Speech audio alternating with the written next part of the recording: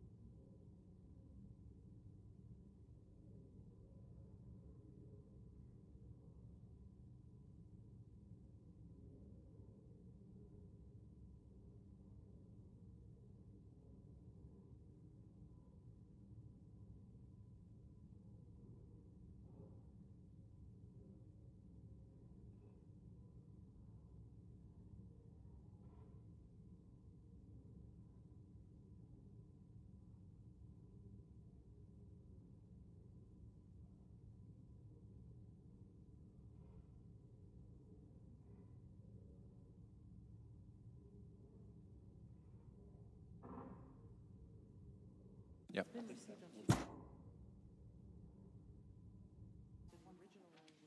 On this vote, the yeas are 49.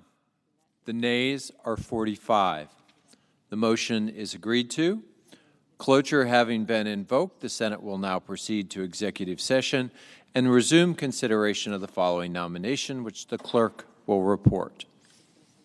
Nomination, Department of Health and Human Services, Robert McKinnon Califf of North Carolina to be Commissioner of Food and Drugs.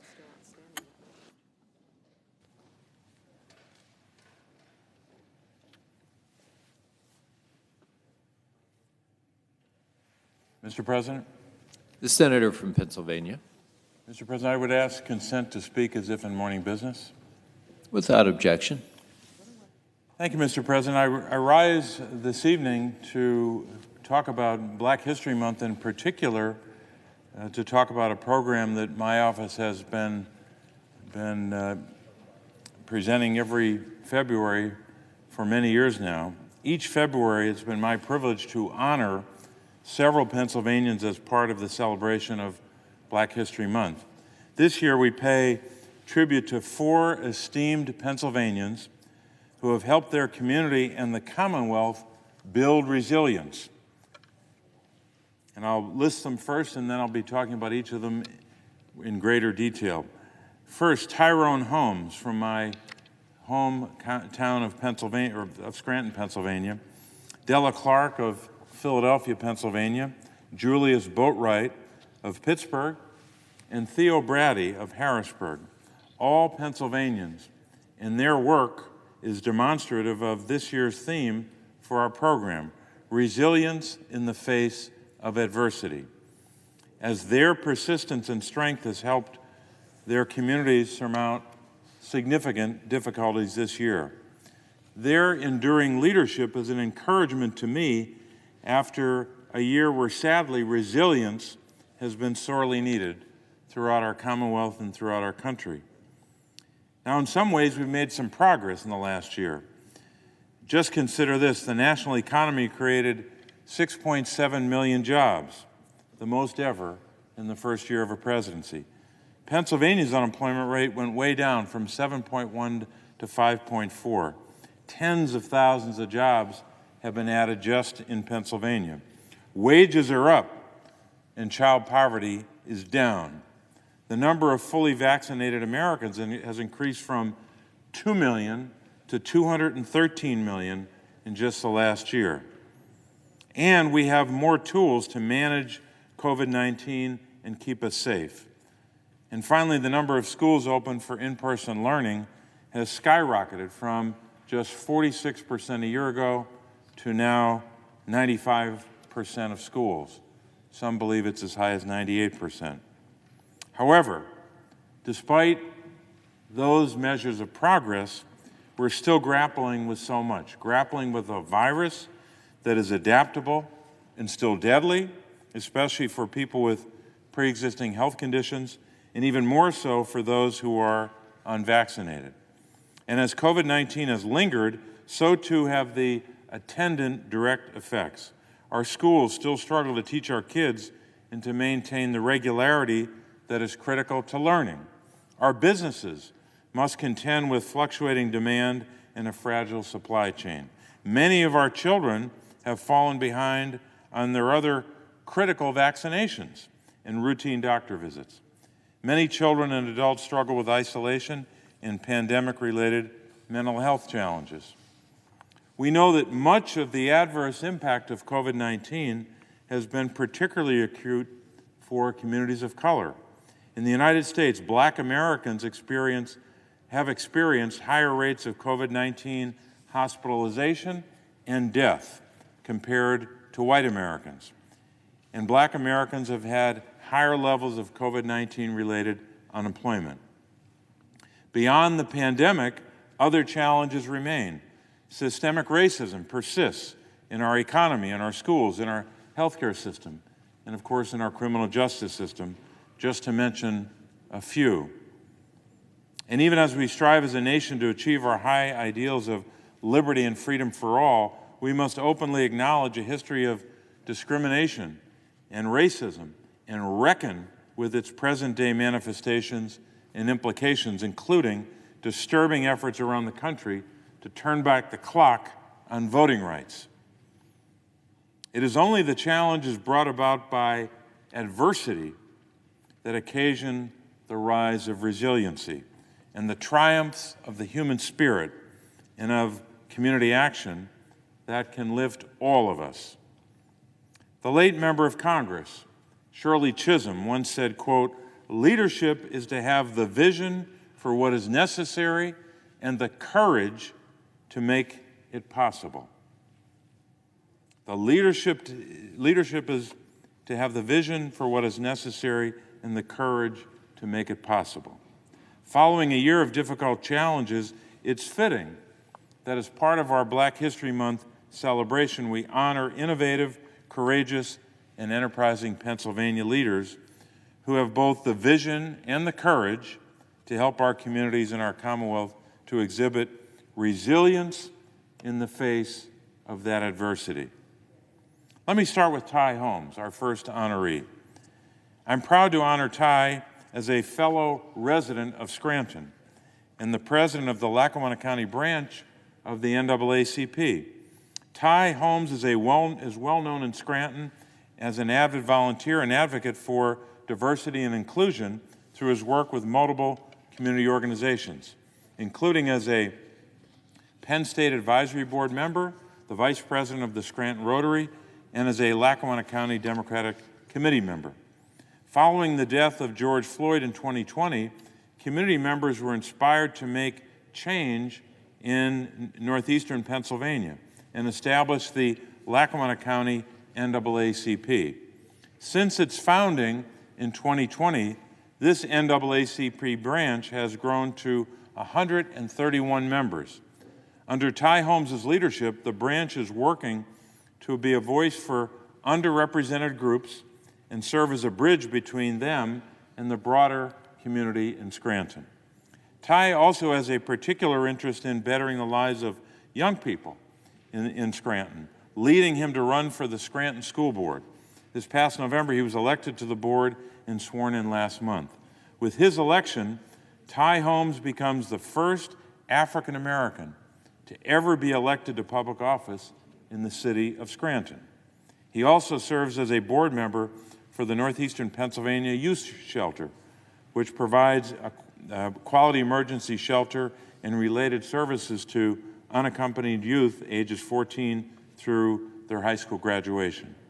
The Northeastern Pennsylvania Youth Shelter has a specific focus on social justice and advocacy and is welcoming to young people from all backgrounds, especially LGBTQ+ youth in the area. Ty Holmes' life has been one of service, both to his community and to his country. He retired after 25 years of active duty in the United States military, where he received numerous decorations from both the United States Navy and the United States Army. He began his military career in 1991 with the Navy and served in various duty stations throughout the South Pacific and the Middle East.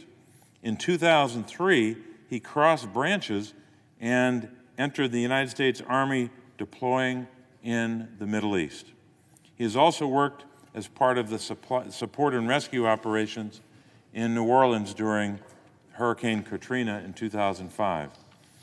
Through his work with many community organizations and his role on the Scranton School District Board of Directors, Ty continues to build the Scranton institutions that provided support to people and those institutions that lift them up during times of adversity. So I look forward to seeing Ty Holmes' continuing contributions to my hometown for years to come. Second, our second honoree, Della Clark from Philadelphia, Pennsylvania. Della Clark is a true community shepherd. I'm not the first to recognize Della's exemplary work, and I certainly won't be the last, but I'm honored to add my voice to her chorus of admirers. Her work in the city of Philadelphia, particularly in West Philadelphia, has undoubtedly been a saving grace 100 times over. Della is indefatigable, a true force of nature, who has shown true dedication and steadfast leadership. Since January the 1st of 1992, Della Clark has served as president of the Enterprise Center. This center supports minority entrepreneurs in under-resourced communities and is one of the most trusted organizations in the region to advise and deliver transformative economic development and community wealth building initiatives. Under Della's leadership, the Enterprise Center has experienced tremendous growth.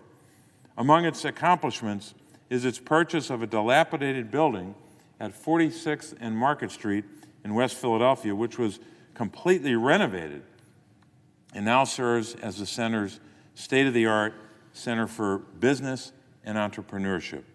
Additionally, affiliate organizations have been added to the center's portfolio, including the Enterprise Center Community Development Corporation and the Enterprise Center Capital Corporation.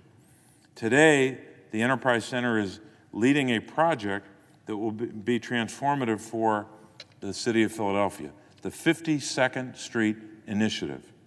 This commercial corridor along 52nd Street in West Philadelphia has been an important historical and cultural hub, but unfortunately has seen significant decline and recent disinvestment just over the last number of years.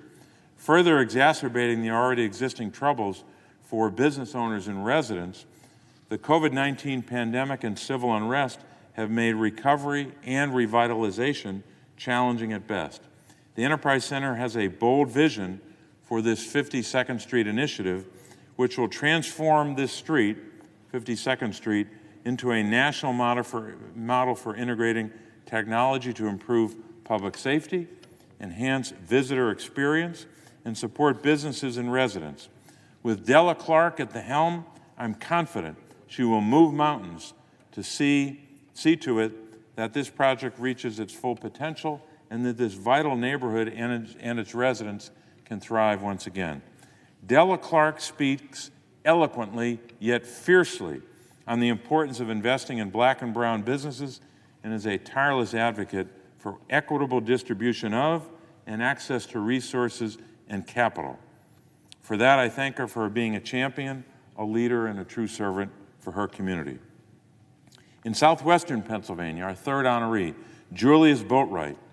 Not only has the pandemic taken a toll on the nation's physical health, but many Americans have struggled with mental health challenges, particularly isolation and grief. Julius Boatwright knows that good mental health is foundational to overall well-being. He has made delivering critical mental health services his life's work. At a time when the pandemic has left many Americans feeling isolated, alone, or depressed, Julius's mission has renewed urgency. In his work as a licensed social worker, community-based therapist, and outpatient therapist, Julius Boatwright has led with profound vulnerability and understanding. His passion for mental health is derived from a deeply personal place. Julius has bravely discussed his own mental health struggles in an effort to open up a conversation about mental well-being. His experience of growing up in a household and a community where mental health was never talked about planted the desire for him to address silent suffering. In college, the death of a friend by suicide could have disrupted Julius's journey to becoming a mental health professional. Instead, this deeply personal challenge spurred him onward. He would go on to earn a bachelor's degree in communications and a master's of social work with a certificate in human services management from the University of Pittsburgh, as well as establish the Pittsburgh-based nonprofit Steel Smiling. Julius is now the founder and managing director of Steel Smiling. The organization's mission is to bridge the gap between Black people and mental health support through education, advocacy, and awareness. Steel Smiling has an ambitious goal to connect every Black person in Pittsburgh to a positive mental health experience that improves their quality of life by the year 2030.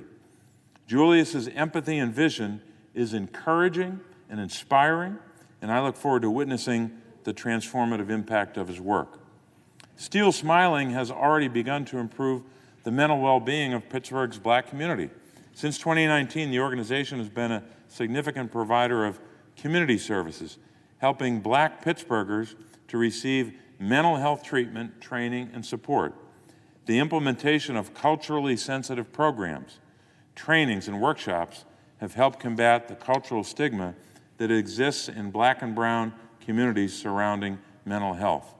The need for sensitive, stigma-free mental health support is a long-standing one, but there has been a long gap between the need for services and the availability of them.